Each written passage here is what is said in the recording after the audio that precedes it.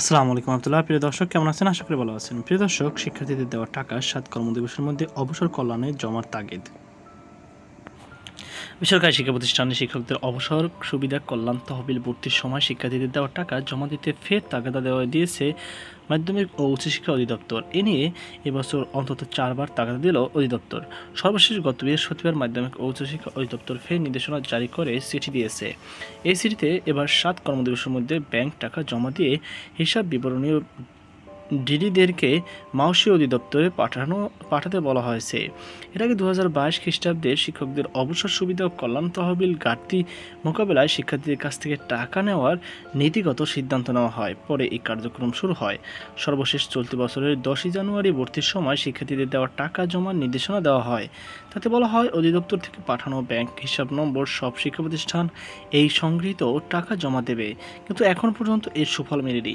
জানা গেছে, 2022 খ্রিস্টাব্দে প্রকাশিত বেসরকারি শিক্ষা প্রতিষ্ঠানে শিক্ষার্থীদের ভর্তি নীতিমালা অনুচ্ছেদে 10 ও 6 বলা হয়েছে, অবসরপ্রাপ্ত শিক্ষক কর্মচারীদের অবসর ও কল্যাণ ট্রাস্ট তহবিলের জন্য ভর্তিকালীন শিক্ষার্থীর প্রতি 100 টাকা গ্রহণ করে সংশ্লিষ্ট হিসাব খাতে জমা দিতে হবে।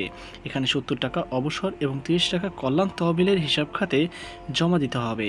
এরই প্রেক্ষিতে 2022 খ্রিস্টাব্দের 19 ডিসেম্বর দুটি আলাদা চিঠির মাধ্যমে নতুন ভর্তি করা শিক্ষার্থীদের দেওয়া 100 টাকা পরবর্তী নির্দেশনা না দেওয়া পর্যন্ত ও নিজ শিক্ষা প্রতিষ্ঠানে আলাদা তহবিলে রাখার নির্দেশনা দেওয়া হয়।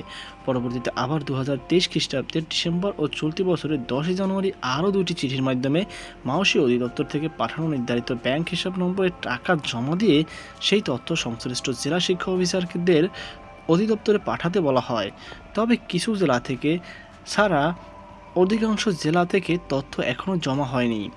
তাই মাউসি অধিদপ্তর বলছে, শিক্ষা মন্ত্রণালয়ের ভর্তি নীতিমালার আলোকে নতুন ভর্তি করা শিক্ষার্থীদেরকে কাছ থেকে সংগৃহীত টাকা উল্লেখিত হিসাব নম্বরে জমা দিয়ে সেই সম্পর্কিত তথ্য 4 কর্মদিবসের মধ্যে শিক্ষা প্রতিষ্ঠান তালিকা পাঠাতে হবে। এ বিষয়টি অতীব জরুরি বলেও উল্লেখ করেছে অধিদপ্তর। জানা গেছে, অবসর সুবিধা ও কল্যাণ ট্রাস্ট বাবদ 6ষ্ঠ থেকে অনার্স ভর্তি পর্যন্ত শিক্ষার্থীদের কাছ থেকে বছরে 220 কোটি টাকা আদায়ের পরিকল্পনা করা হয়েছিল। কিন্তু শুধু 6ষ্ঠ থেকে ও একাদশ শ্রেণীতে ভর্তি হওয়া শিক্ষার্থীদের কাছ থেকে টাকা সংগ্রহ হয়েছে মাত্র 13 কোটি।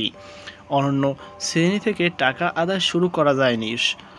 সব শ্রেণী থেকে টাকা আদায় করা হলে 250 কোটি টাকার বেশি উঠবে না। ফলে কেবল অবসর সুবিধা খাতেই ঘাটতি থাকবে প্রায় 400 কোটি টাকা।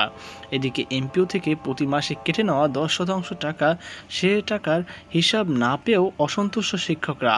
প্রসঙ্গত, 2022 খ্রিস্টাব্দের একাদশে ভর্তির সময় থেকে শিক্ষার্থীদের কাছ থেকে শিক্ষকদের অবসর সুবিধা ও কল্যাণ ট্রাস্টের জন্য 100 টাকা করে তোলা শুরু হয়।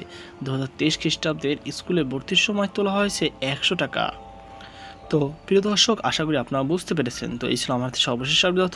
আপনার কোনো মতামত থেকে থাকলে অবশ্যই আমাকে জানাবেন। সকল বার্তা থাকুন। আল্লাহ হাফেজ।